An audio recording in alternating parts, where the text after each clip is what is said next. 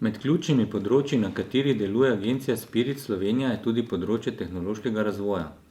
In prav na tem področju skupaj z resornim ministrstvom načrtujemo krepitev agencije.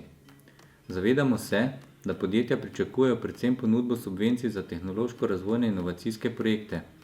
Vendar pa bomo poleg ponudbe nepovratnih sredstev okrepili tudi aktivnosti povezovanja različnih deležnikov inovacijskega ekosistema in podpore podjetjem pri iskanju tujih razvojnih partnerjev.